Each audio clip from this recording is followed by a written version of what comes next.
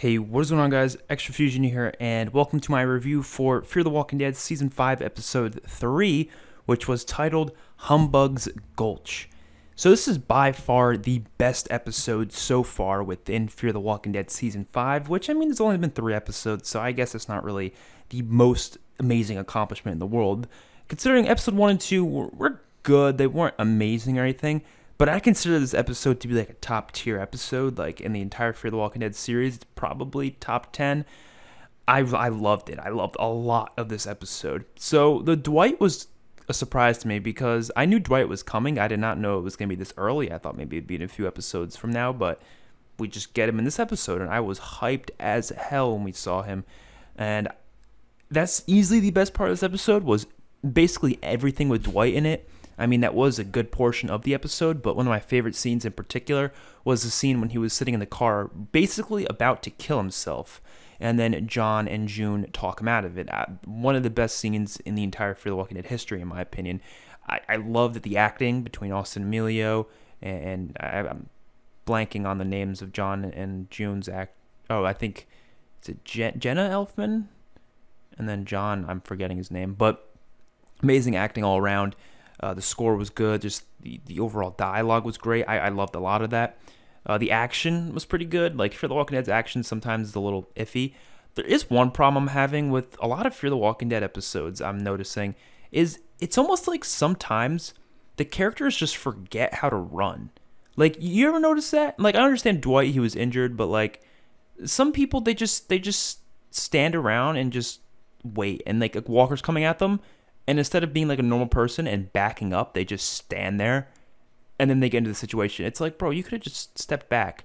Or like when, there was 2 walkers, literally just 2 walkers coming to John, and then he was yelling at Dwight to pick up his axe so he can split the bullet, which was a dope-ass kill, don't get me wrong, but it would have been so much more practical for him to just run up, because he would have made there in time easily.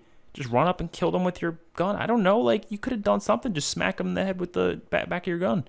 I don't know. There's a couple scenes here and there in this episode in particular where they just don't run. It's weird. I don't get it. But either way, the action was still well done in other, circumstances.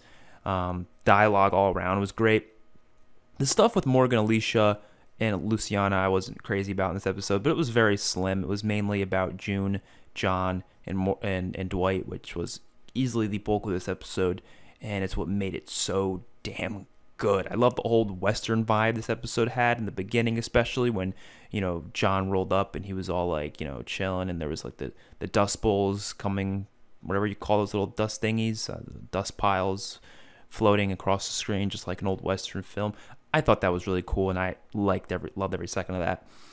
The twist at the end with the kids being the ones controlling the walkers. Now, I'll have to learn more about it, because right now I have no idea why the hell they're doing it. Maybe to keep people in, maybe to keep people out. I don't really know why they would want to do that. I mean, they're saying they want them to leave them alone. And it's like, okay, so how does setting up walker thingies around the place gonna help? You could literally just tell them, we don't want to be bothered, and then they'd probably, like, yeah, they said that a few times, but if they made it clear that they don't want to be bothered, which I still don't understand why, like, why do you care that much? I don't know. Of course, we'll have to learn more. I'm sure it'll be cleared up in, future episodes. I'm sure we'll learn more about these kids, but it also just comes to the thing that I'm kind of getting annoyed about in The Walking Dead and Fear the Walking Dead, is what's with kids, man. Like, every single kid that's on this show is either a douchebag, an asshole, really stupid, or just one of those things. There's never a kid, I mean, there's a few, but there's never usually a kid or a teenager that's like, normal, right? They're always like, something wrong with them, or they're just stupid.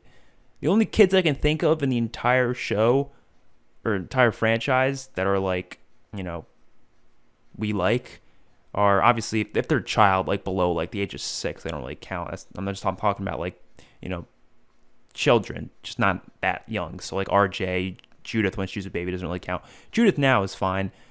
She does make some stupid decisions, but we all let that slide because it's Judith. Why would we get pissed about that? But then you have like people like Henry, you had Sam, you had Lizzie and Mika, you had all these kids in these different in the universe of The Walking Dead. I don't know why they can't just write kids. You got Charlie, which she changed, yes, but originally she did kill Nick. I don't know why they can't just make some of the teenagers just to be kind of not douchebags or stupid. You know what I mean? But they've done some in the past. I'm not saying they never had. I'm just saying most of the time they make the kids just the root of all problems. So I'm just hoping that they can kind of change that up, which I think they can for sure. We need like a Clementine type character to join the show. That'd be great. Or just make a series based off Clementine. That would be fantastic too. That new third series is actually going to be based around 2 teenage girls, so that'll be interesting. Hopefully they're not stupid or douchebags, just like every other kid in this universe. Whatever. I think we'll have to learn more about these kids. I don't think they're really going to end up being all that bad. I think we're going to realize, oh, they're just doing this for a certain reason, and then they're going to end up being friendly, and then they're going to, I don't know about help us out, but they're going to join the group, and then we're going to help take down this Logan guy, which I don't really know what they're doing with the Logan guy yet. I think we're going to learn more about him next episode, considering we haven't seen Wendell, Sarah, or Charlie in a long time. They just chilling outside the base, I guess, still. And then I assume Strand is now with them, so we're going to see Strand again this next episode. We're also going to see Daniel. I don't know why we're going back to Daniel's place. Maybe something's happening there. I don't know, but I'm excited, and I'm excited for the rest of the season. Hopefully it's just going to get better and better, because so far I think this season, I think it's been getting better and better. I think episode 2 is a little bit better than episode 1. And I don't know, so episode 1 I did probably like more than 2. Actually, I don't know, because you have Daniel in episode 2 and stuff like that. You have the toxic stuff.